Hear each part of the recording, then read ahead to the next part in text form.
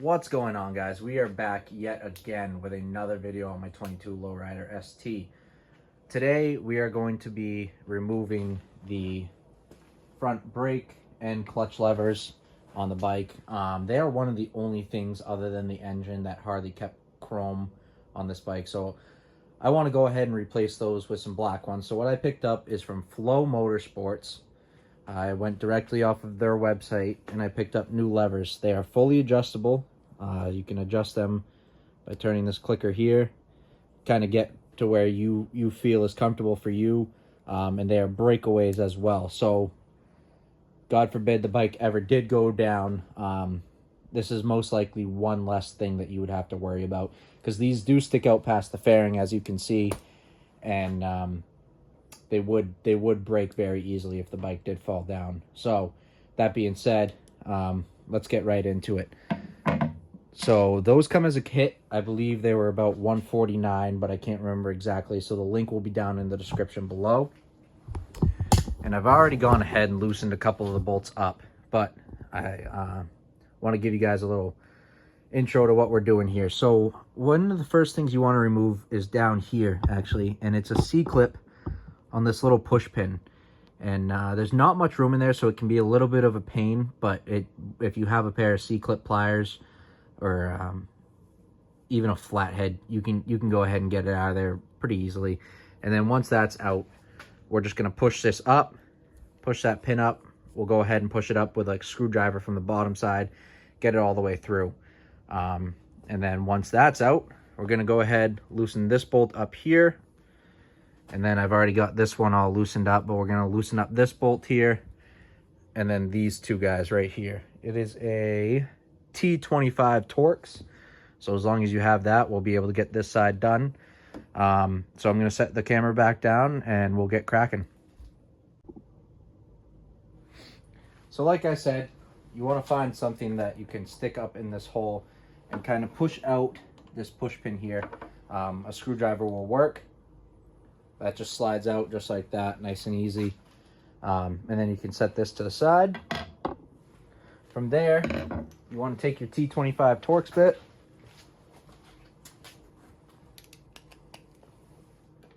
loosen up this top mount.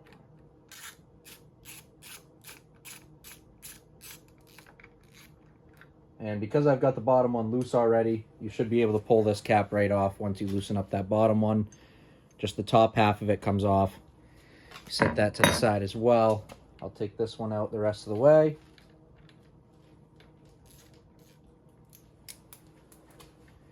Once that's out, you can move to the front clamp. I'm going to be working these two right here, top and bottom.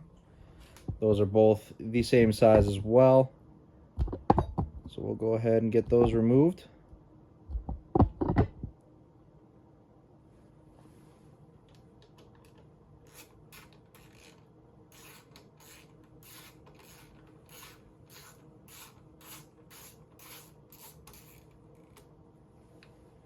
And you do want to be careful, because once you remove this second bolt, the whole assembly is free to kind of fall. So have a hand ready to catch everything.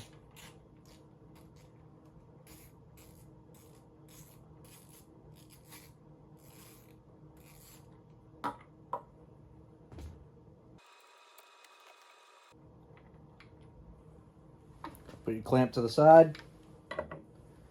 Now you can slide this whole assembly off. From there, the brake lever will actually just slide right out, as you guys can see. So we're going to go ahead, we're going to grab our new one here.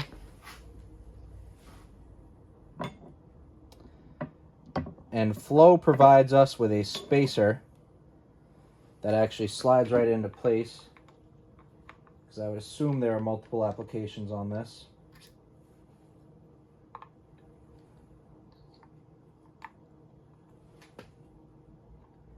You want to get that lined up.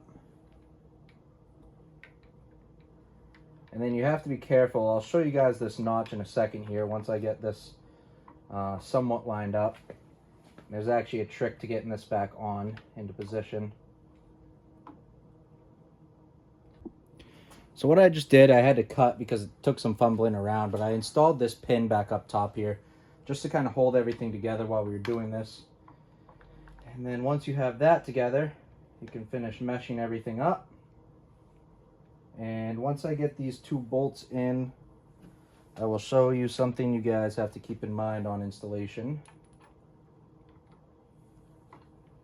This project is definitely easier if you have 3 hands, but you can make do with 2.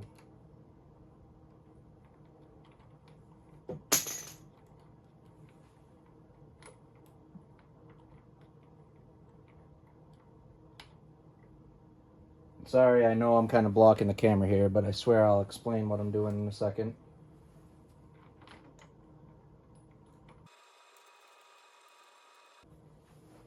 So everything's still loose right now, obviously, but just to show you guys what I was fumbling with is when you install this pin, this arm then comes out, and when you're installing these 2 halves of the handlebar controls together, you have to get that slot lined up with each other, obviously. This end's got a little bit of a male end and this end's a female end. But also in here, you guys can see that little white area.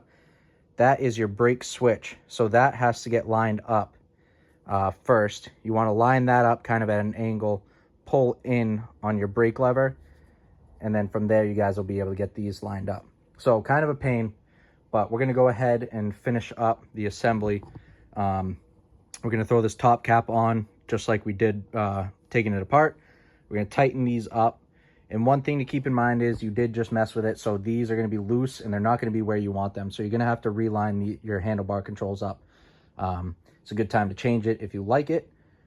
Or I should say, this is a good time to mark where they are stock if you like it. Or you guys can just play with them, get them to where you want to personally. So we'll finish up tightening everything up here and then we'll be back. So once you think you've got everything where you want it, you want to actually sit on the bike and you want to compare the 2. Obviously, this one might not be adjusted exactly where you want it, but that's where it was from the factory. So if you're trying to go with the factory feel, you kind of want to match it up to this.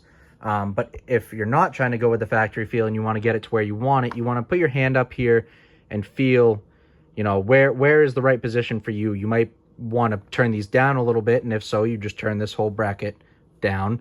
And if you want to bring them up a little bit, you just do the opposite, of course. And once you've got it exactly where you want it, you go ahead and tighten these screws up. From there, if you decide that you want the brake lever closer to you, you can go ahead and turn this dial down.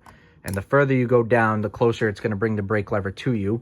And if you go up with the dial here, it's actually going to bring the brake lever further away from you. So that's all about preference. I can't really tell you guys where to adjust that for yourself. But this feels good to me, so I tightened everything up. The last step of the process is we want to go ahead and install the C-clip on the underside of that pin. So I'm going to go do that, and then we're going to get cracking on the clutch side. So moving on to the clutch side. Even though the brake side was very, very simple and super easy to do, believe it or not, the clutch side is even easier. The first thing we're going to want to do is get some slack in your clutch cable. So if you see on this bike, we have a little band here, and we can just go ahead, remove that band. That just holds your clutch cable onto the frame. We're going to put that back on later. Once you do that, though, you go ahead and you slide this cover right up. You'll notice right here, there's this little red pin. That is actually what we're going to be removing to get tension off of the clutch cable. So we'll go ahead and spin that back around. And on the back side, we have 2 little red push pins.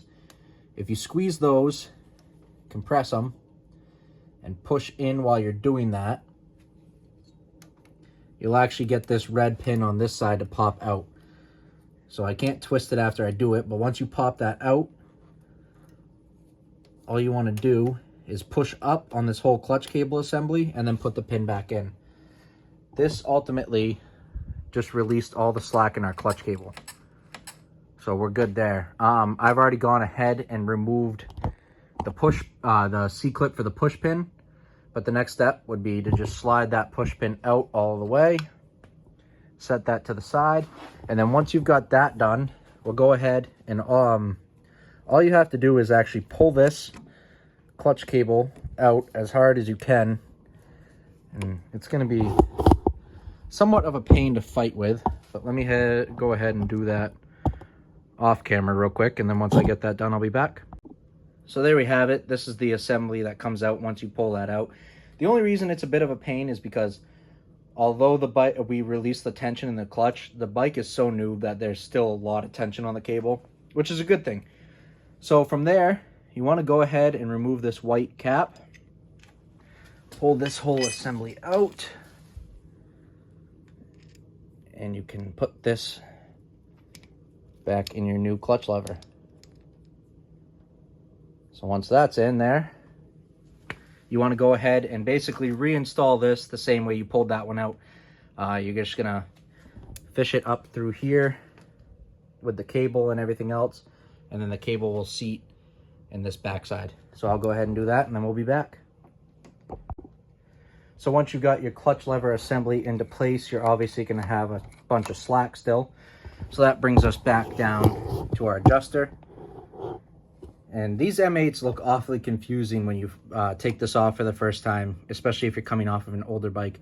But really, they're super, super simple to adjust. They're actually easier than an older bike like a twin cam or where I came from, an Evo. So we're going to go ahead and compress these red tabs again. And then literally just twist and pull up.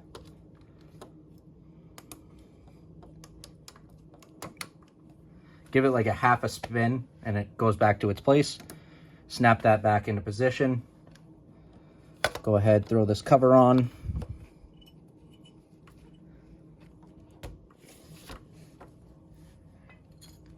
And then throw your frame, your cable tie back on the frame.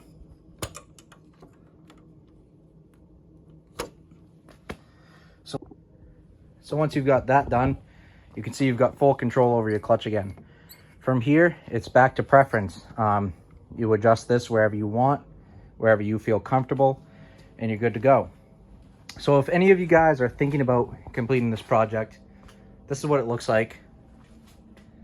So I'm a big fan of the black. Like I said, those controls were one of the only things hardly left chrome on this, other than the inverted forks and the engine fins. So in my opinion, the black is a lot nicer, but totally up to you guys. Figured I'd show you how it's done and what it looks like. Super simple project for fairly cheap. Yeah, so if you guys are interested in watching more projects like this, or even going stage 2 on this bike, anything like that, make sure you stay tuned. Subscribe, like, and comment down below. Also, Mother Nature looks like she's playing nice this week, so it looks like we're definitely going to get a ride in, and you guys will have a ride and review of the Bassani Road Rage 3 pipe with the Power Vision tuner, once again mapped by Fuel Moto. If you guys want any performance upgrades for your bike, please go over to Fuel Moto. Make sure you tell them Riley Hebert sent you. Like I said earlier, like, comment, and subscribe down below, and thank you guys for watching.